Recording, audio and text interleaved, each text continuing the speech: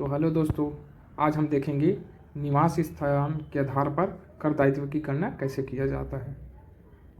निवास स्थान के आधार पर हमें कर दायित्व की गणना करने के लिए सबसे पहले हमें निवासियों के प्रकार को जानना अनिवार्य है। निवासियों के प्रकार जैसे निवासी, अनिवासी, आपको दिखाई दे रहा होगा कि इसमें निवासी साधारण निवासी व असाधारण निवासी बताया गया है। अनिवासी है और इनका गणना करने के लिए हमें इनका मूलभूत शर्तों को ध्यान में रखते हुए क्वेश्चन को बनाना है। तो आइए देखते हैं। एक व्यक्ति गत वर्ष में निवासी होता है यदि वह अपग्रहित दो शर्तों के आधार में से कम कोई एक शर्त पूरा कर ले होगा। वह गत वर्ष में कम से कम 182 दिन भारत में रहा हो। जैसे अभी 2025 और 26 चल रहा है, तो हम समझ सकते हैं कि 2024 और 25 गत वर्ष होगा, उसमें कम से कम एक व्यक्ति 182 दिन रहा हो, उस पर उसको कह रहा है। ठीक है, ये बात को ध्यान रखेंगे। और है गत वर्ष में पूर्व के 4 वर्षों में वह कुल मिलाकर कम से कम 365 दिन भारत में रहा हो और गत वर्ष में कम से कम 60 दिन भारत में रहा हो। तो इसका कोई मतलब नहीं बनता। अगर वह व्यक्ति 182 दिन भारत में रहा होगा तो हम समझ सकते हैं कि उसने 1 साल कंप्लीट कर लिए होंगे, तभी वो रहा होगा। इसी बात को ध्यान में रखते हुए हमें क्वेश्चन को बनाना है। तो आइए देखते हैं। असाधारण निवासी और निवासी और साधारण निवासी, ये तीनों को आप पढ़ लीजिएगा, उसके बाद ये समझ आ जाएगा। सबसे पहले आप थ्योरी को पढ़ लेना। अगर वीडियो बनाऊंगा थोड़ा लंबा हो जाएगा, इसलिए मैं इसको पहले बता देता हूँ। इसमें दिखाया गया है कि कर दायित्व संक्षेप में तालिका द्वारा समझाया जा चुका है। जैसे कि गत वर्ष में भारत में प्राप्त आय, चाहे वह भारत के बाहर उपार्जित हो अथवा उदय मतलब अंदर हो, तो हमें क्या करना है। अगर वह भारत के अंदर है गत वर्ष के अंदर बाहर से उपार्जित हो, मतलब बाहर से हमें पैसा मिले चाहे अंदर से मिले, हमें तीनों श्रेणी में डाल देना है। जैसे यहाँ साधारण निवासी, असाधारण निवासी, अनिवासी, ये तीनों श्रेणी में डाल। जैसे कि हमें अमेरिका से प्राप्त हुआ 6,000 रुपये, तो 6,000 रुपये को हम तीनों में बांट देंगे, जैसे 2-2 हज़ार रुपये सभी में डाल देंगे। ठीक है, इस बात को ध्यान में रखते हुए आपको क्वेश्चन बनाना है। दूसरा है आय जो गत वर्ष में भारत में प्राप्त हुई हो समझी जाए और जो चाहे भारत के बाहर उपार्जित हो अथवा उदय हो, उन राशि को हम तीनों में ही बांट देंगे, मतलब तीनों खंड में आएगा। इसको आपको याद करके रखना है। गत वर्ष में भारत में उपार्जित अथवा उदय हुई आय जो भारत के बाहर प्राप्त हुई हो, इस राशि को भी हम तीनों श्रेणी में बांट देंगे। इसको ध्यान में रखते हुए, मतलब कि इसमें बोला है कि गत वर्ष में भारत में उपार्जित अथवा उदय जो आय चाहे भारत के बाहर प्राप्त हो चाहे अंदर प्राप्त हो, हमें तीनों श्रेणी में फिर से डाल देना है।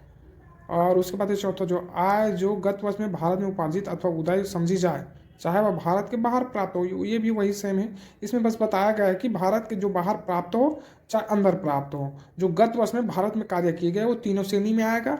और पांचवें इसमें बताया गया जो आय जो गत वर्ष में भारत के बाहर प्राप्त हुई हो तथा भारत के बाहर उपार्जित अथवा उदय हुई हो परंतु जो भारत से नियंत्रित व्यापार से हो, इस प्रकार की राशि को हमें ध्यान से पढ़ना और देखना भी होगा, समझना भी होगा। इसमें हम साधारण निवासी असाधारण निवासी दोनों में बांटेंगे वैसे, लेकिन इसमें अनिवासी में नहीं डालेंगे क्योंकि इन्होंने साधारण निवासी का शर्तें भली भांति पूरी की है।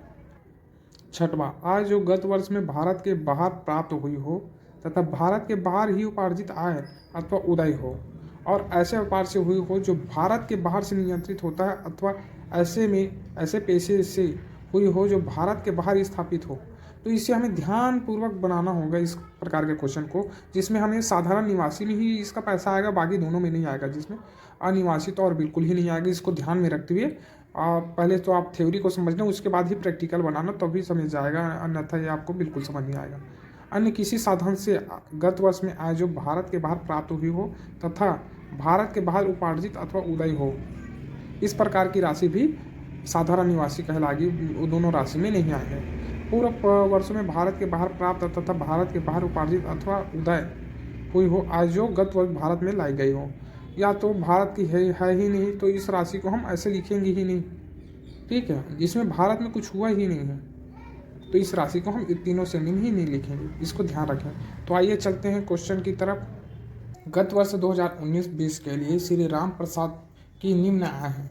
जैसे क ईरान का लाभ भारत में प्राप्त किए गए, जैसे बताया गया था कि भारत में प्राप्त हो या बाहर की आय हो चाहे अंदर की आय हो, तीनों श्रेणी में आएगा। इससे कितना है 5,000, तो 5,000 को तीनों श्रेणी में डाल दिया जाएगा।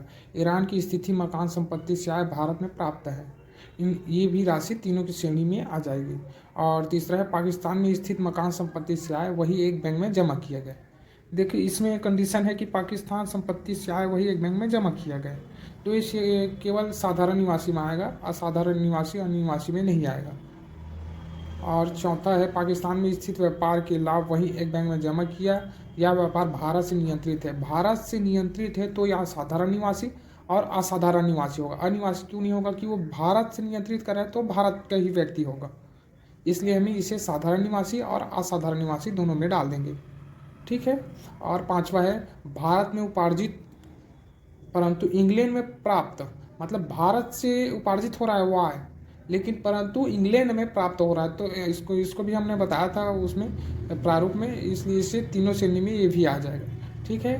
कानपुर के व्यापार से लाभ, कानपुर के व्यापार से लाभ, कानपुर भारत में है तो भारत से लाभ हो रहा है, मतलब भारत के अंदर ही लाभ हो रहा है, तो इसे तीनों श्रेणी में डाल दिया जाएगा। ठीक है। इंग्लैंड में कृषि आय, और उस राशि को इसमें बताया गया कि इंग्लैंड में कृषि आय से प्राप्त राशि यह संपूर्ण आय बच्चों की शिक्षा पर लंदन में व्यय कर दी गई, लंदन में व्यय कर दिया गया इस राशि को।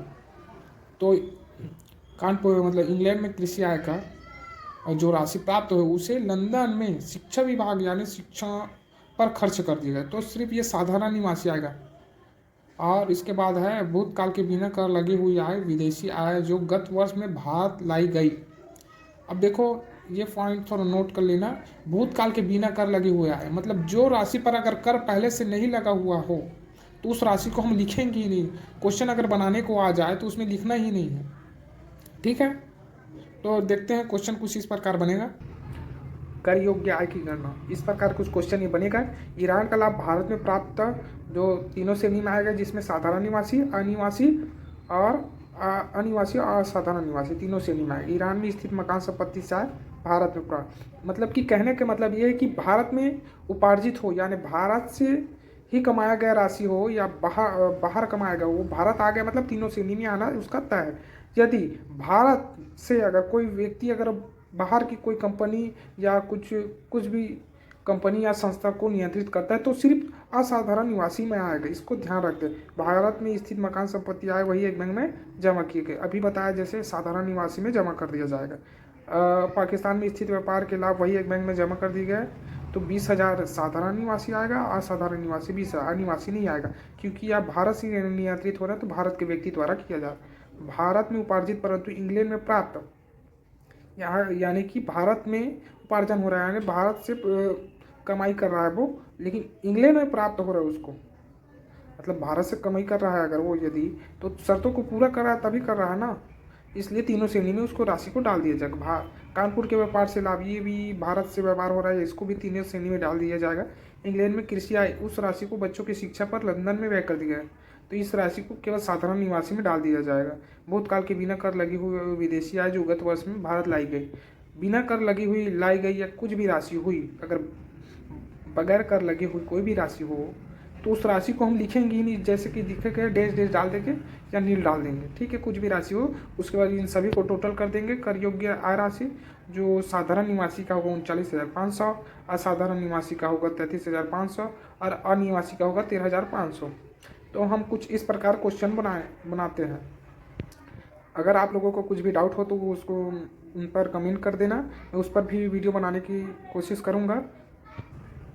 इस वीडियो को लाइक करें, शेयर करें और अपने दोस्तों को भी भेजिए।